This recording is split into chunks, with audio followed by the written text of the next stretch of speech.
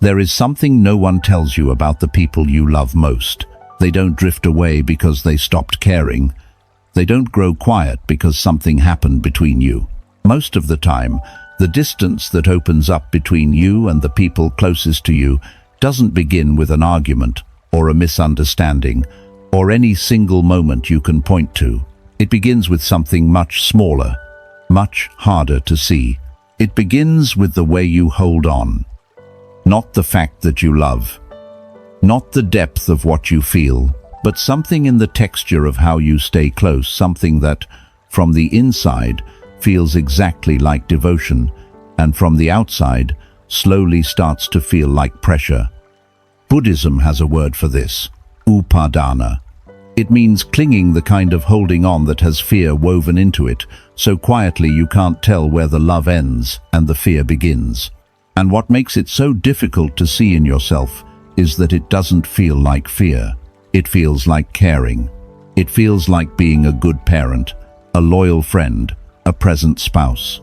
It feels, from the inside, like everything a good person is supposed to feel. That is what makes it so easy to miss. And that is what makes it worth sitting with today. If you've ever felt the people you love pulling back and couldn't understand why, stay with me. This is not about blame. It is not a list of your failures. It is an invitation to see something you may have been carrying for a long time without knowing its name. This is quiet wisdom. And we begin. 1. The grip we call love. Think about the last time you held something you were afraid to lose. Maybe it was a conversation that mattered. Maybe it was a relationship that had started to shift in ways you couldn't quite name. Maybe it was just the feeling of being needed, something that had been there for so long that you'd stopped noticing it until the moment it wasn't quite as present as before. When we're afraid of losing something, we do what every living creature does. We hold tighter. It makes sense. In the body, in the nervous system, in every instinct shaped by years of experience, holding tighter feels like the right response to the threat of loss. If something matters, you protect it. You stay close. You pay attention. You make sure it's still there. But there is something that happens when love gets mixed with fear. And it's worth looking at slowly, because it is not obvious until it's been going on for a long time. The Buddhist teaching here is Upādāna, clinging, not love, not care, but love with a hidden condition inside it. Stay, don't change, don't leave, don't become someone I don't recognize. Translated into plain language, it is the grip, the holding on past the moment, when holding on has stopped being nourishing and started being controlling, even when you never meant it to be. Here is the image that has always helped me understand this. Imagine you are holding a small bird in your hands. You found it, you wanted to protect it. You cupped your hands around it gently, and for a while it rested there. But then something shifted. Maybe it started moving more. Maybe you became afraid it would fly away, and without meaning to, your hands tightened. Not cruelly, not angrily, just tighter, because you cared, and the bird began to struggle. So you held tighter still, because it was struggling, and your hands were the only thing keeping it from being lost. And the tighter you held, the more it struggled, and the more it struggled, the more frightened you became, until what began as protection had become something else entirely, not for the bird, and not, if you look honestly, for you either. That is what clinging does to love. It doesn't kill it, it just makes it impossible to breathe. What does this look like on an ordinary Tuesday? It looks like the third text you send when your son hasn't replied to the first two. It looks like the restlessness you feel when your daughter doesn't call at the usual time. It looks like the advice that comes out of your mouth before the other person has finished their sentence, not because you don't respect them, but because silence feels too much like absence, and absence feels too much like loss. None of this makes you a bad person. It makes you someone who loves, and is afraid of what love sometimes costs. The grip is not a character flaw, it is a response. The question Buddhism asks is simply this: is this response still serving you? Is it serving the people you're holding? The love was never the problem. The fear inside the love was. 2. Why we became this way. Before we go any further, there's something that needs to be said plainly. You did not arrive at this place by accident, and you did not arrive here because something is wrong with you. The habits that slowly push people away, the advice no one asked for, the need to be included, the difficulty letting others live their lives without your hand steadying them, these did not appear out of nowhere. They grew out of something real, something that mattered enormously for a very long time. For most of your adult life, you were needed in a specific way. You were the one who held things together, who knew what needed doing before anyone asked, who kept track, planned ahead, showed up, whether it was at work or in your family, or in the quiet labor of maintaining a life. You were the one others relied on, and that reliance gave shape to your days. It gave you a role, and the role gave you something even more essential than purpose. It gave you a self. Then, gradually, or all at once, that role began to change. Children grew up and needed you differently, or less. Work ended. The house got quieter. The phone rang less often. And in that stillness, a question appeared that nobody warns you about, a question that doesn't have a clean answer, and that many people spend years trying not to look at directly. If I am no longer the one who does all of this, then who am I? Sit with that for a moment, because what follows from that question, the restlessness, the advice giving, the difficulty letting go, is not selfishness. It is not weakness. It is a very human response to one of the most disorienting transitions a person can face. The moment when the identity you built over decades begins to shift beneath you, and you reach for something solid to hold. Buddhism calls the friction of this reaching dukkha. Translated plainly, the ache of gripping something that life is asking you to hold differently, not to abandon, not to forget, just to hold differently. When you give advice that wasn't asked for, you are not trying to control, you are trying to matter. When you keep calling after the call has gone quiet, you are not being possessive. You are trying to make sure you haven't disappeared from the lives of the people you love. When you talk about the past more than the present, you are not refusing to grow. You are looking for a version of yourself that still feels real. None of this is wrong.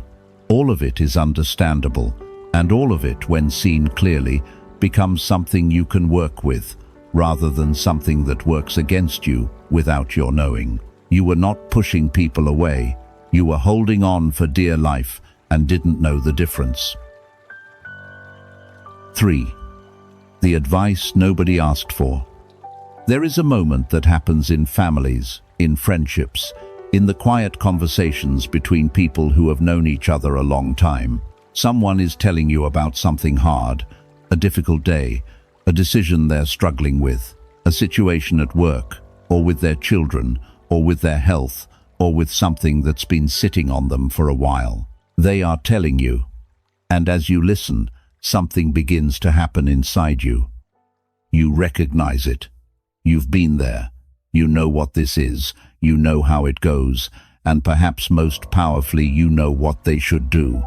And so before they've finished, before the last sentence has landed, your mouth opens.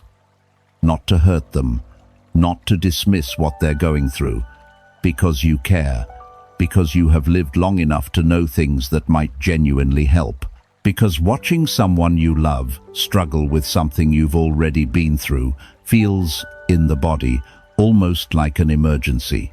And your brain, wired for problem solving, trained over decades to be useful, does exactly what it was trained to do. It solves. The problem is that they didn't come to you with a problem. They came to you with a feeling, and those are not the same thing. A problem is looking for a solution. A feeling is looking for a witness, someone willing to sit beside it without immediately trying to make it go away. When you reach for the solution before the feeling has been heard, something happens in the other person that they may not even be fully conscious of. They go quiet, not because they're angry, not because you were wrong, but because they can feel in some wordless, instinctive way that the thing they came to share wasn't quite received, that there was an exit offered before they were ready to leave the room. Buddhism speaks of the second arrow.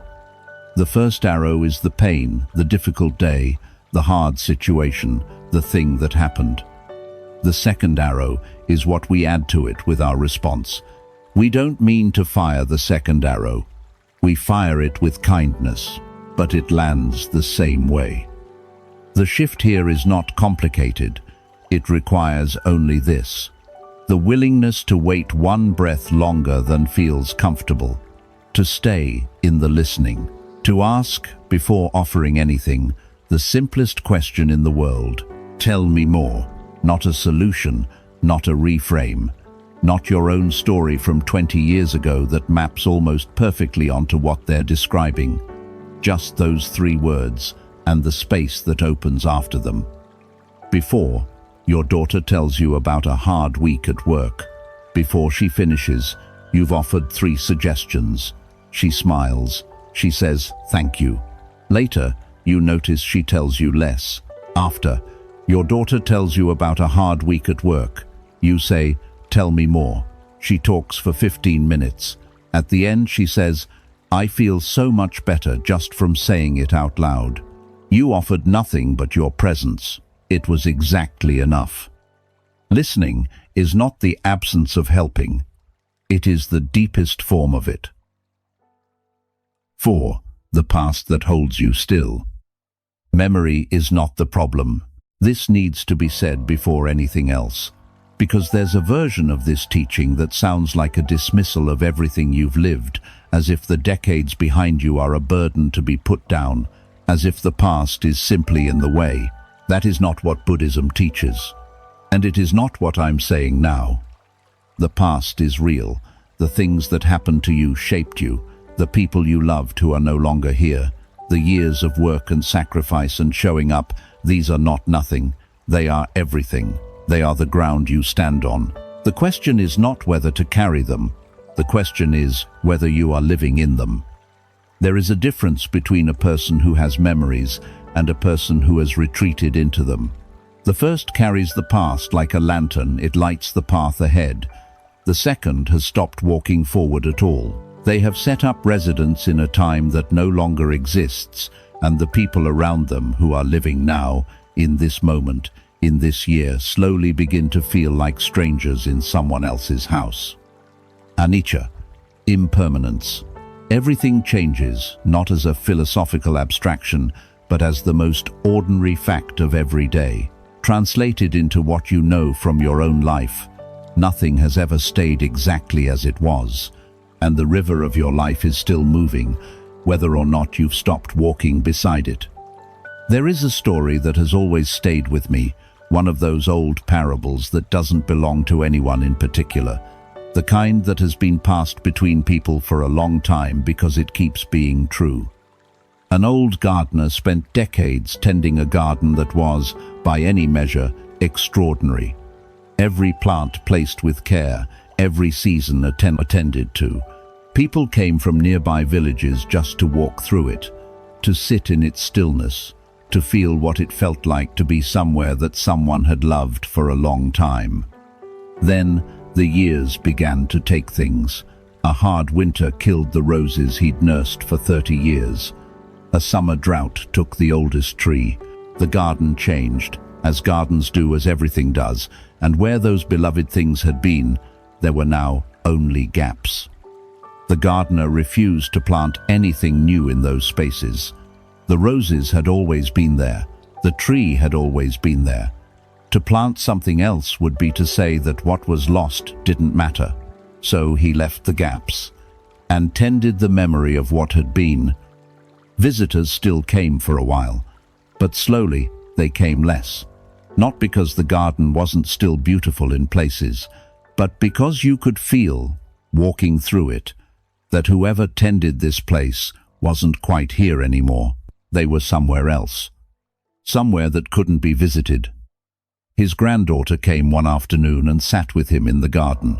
For a long time, neither of them spoke. Then she said, quietly, "Grandfather, there's so much space here now. What if we planted something together?" He looked at the gaps he had been guarding for years, and for the first time, he didn't see what was missing. He saw what was possible. Leave the parable where it lands. The people in your life are living now.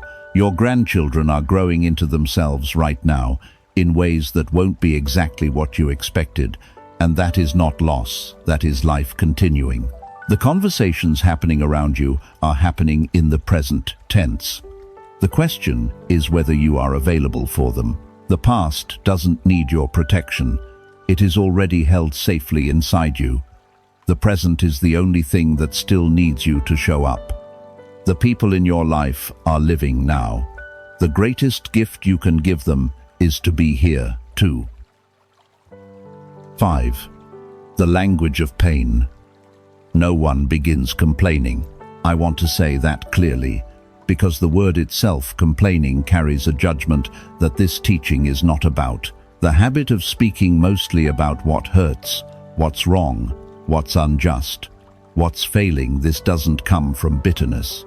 It doesn't come from selfishness. It comes, almost always, from pain that hasn't found another language. Think about what happens as the years accumulate. The body becomes louder. Things that once worked without thought now require attention, management, accommodation. The world changes in ways that can feel disorienting, faster, louder, less legible than the world you navigated for decades. The people around you get busier. The phone rings less often, and in that gathering quiet, the pain, physical, emotional, existential, doesn't go away. It just stops having as many places to go. So it comes out in conversation, not because you want to drain the people you love, but because the pain needs to go somewhere, and the people you love are the only ones left who are still listening. Buddhism points here to dukkha not just as suffering, but as the natural friction of a life in motion, a life that doesn't stop changing simply because you've asked it to. And alongside dukkha, it offers something called metta, loving kindness, usually translated outward, a warmth extended toward others. But in this context, the teaching turns inward first. Can you offer that same kindness to your own pain? Not to perform it for an audience, not to release it into every available conversation, but to actually sit with it, to acknowledge, quietly and honestly, that this is hard, that this particular season of life carries weights that people who haven't reached it don't fully understand, and that the pain you carry is real and deserves to be recognized. When pain is witnessed by the self, it doesn't need to perform for others. This is not a call to silence. Grief needs expression. Loneliness needs to be spoken. Struggle is not something to swallow. But there is a difference between sharing pain and living inside it as a permanent address. One opens connection, the other, over time, closes it not because the people around you don't care, but because they begin to feel that caring is no longer enough to change anything, and that helplessness is one of the most exhausting feelings a person can sustain. Think of it this way. Complaining is like releasing steam from a pressure valve in the moment. It brings relief. But if the valve is open all the time, there's nothing left to cook with. And the people standing nearby start to step back, not from you, but from the steam itself. They love you. They just don't know how to help anymore. The small shift here isn't dramatic. It's this. Before you speak, ask yourself once, what is it I actually need right now? Sometimes the answer is to be heard, and saying so directly is far more connecting than letting the specific complaint carry that weight alone. I'm having a hard day, and I just need someone to know lands differently than a catalogue of everything that went wrong. Pain needs a witness, but it doesn't always need an audience. 6. The pride of never asking for help. For most of your life, you were the one who showed up. When something needed doing, you did it. When someone needed help, you provided it. When a crisis appeared, you steadied yourself and handled it. Because that was what you did, because that was who you were, because the ability to manage, to carry, to solve, to sustain was one of the deepest expressions of your love and your competence and your sense of yourself as someone who could be counted on. That is not a small thing. That is a life. And now when someone reaches toward you with a simple offer of help, something in you tightens. You say you're fine. You say you don't need it. You redirect the conversation. You manage the moment the way you've managed so many moments before. And afterward, if you're honest, something feels slightly lonelier than it did before they offered. What's happening in that tightening is worth looking at gently. Because it is almost never about the help itself. It is almost never about the specific task, the ride somewhere, the bag being carried, the meal someone wants to bring over. It's about what accepting that help would mean, about what it says in the quiet court of your own inner life, about who you are now versus who you were. Buddhism offers a teaching here called Anatta, non-self, translated into something more felt than philosophical. The self is not fixed. The person you are is not a permanent structure, but a living, breathing, changing pattern shaped by time, by experience, by the particular season of life you're in. The identity of the one who gives, not receives, is not your essential nature. It is a role you inhabited beautifully, but a role is not the same as a soul. When you refuse help, you are not protecting your independence. You are protecting an image, a version of yourself from a chapter that is, quietly and without any unkindness, giving way to the next one. And that image, however precious, is standing between you and something real. Here is what the person offering help is actually offering. Not pity, not a verdict on your capabilities, not a statement about what you can no longer do. They are offering proximity. They are saying, in the only language available to them in that moment, I want to be close to you. Let me find a way. When you say no, you are without meaning to saying, not like this. Let someone drive you somewhere this week. Let someone carry the thing that's heavy. Let someone sit with you in the evening without you having to perform capability or cheerfulness or strength. These are not concessions. They are invitations. Invitations you extend to the people who love you, to love you in the way they know how. Letting someone care for you is not losing yourself. It is finally letting them in. 7. What we're really saying when we criticize the young. Every generation inherits this temptation, and almost every generation gives into it. The young are doing it wrong. They are softer, or louder, or less focused, or more distracted than we were. They spend their time on things that don't matter. They don't understand what real difficulty looks like. They haven't learned what we learned in the way we learned it, from the things that shaped us.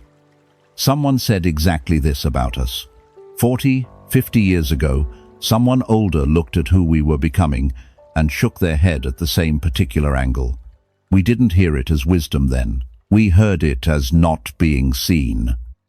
And yet we return to it, not because we are hypocrites, but because the impulse comes from somewhere real, a genuine concern, a genuine love, a genuine sense that something important might be getting lost. The question is not whether the concern is real. The question is what it's doing to the relationship between you and the person you're worried about.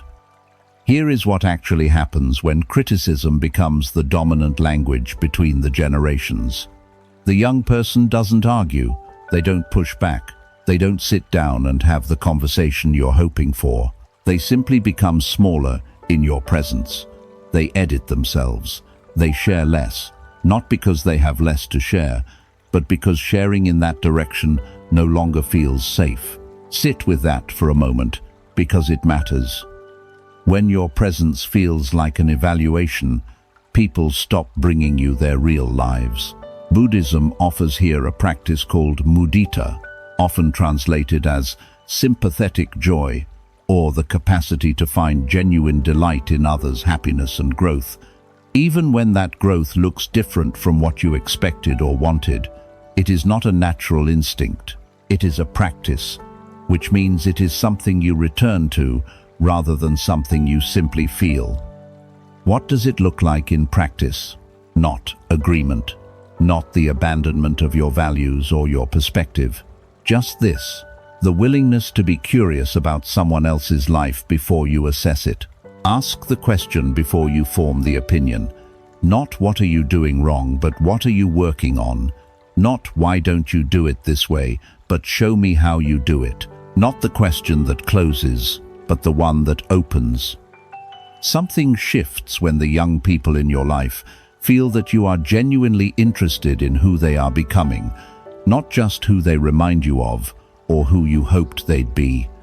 They come closer, they linger, they bring you more of themselves, because they've learned that this is a place where they won't be returned with corrections. You don't have to agree with everything. You don't have to pretend the world they're inheriting looks the way you'd have built it. You only have to be willing to be surprised by them and to let them see that you are. Curiosity keeps more doors open than approval ever could. There is a moment, and maybe you've already had it, or maybe it's still coming, when you look at someone you love and realize the distance between you is not made of time or miles or circumstance. It's made of grip, not malice, not failure.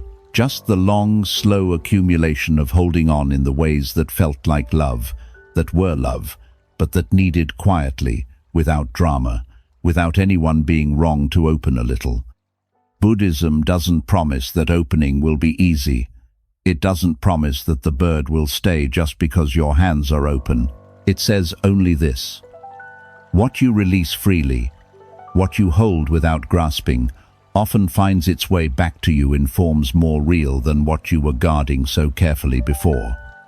The next time someone you love calls, before you ask the question you always ask, before you offer the thing they didn't come looking for, try this.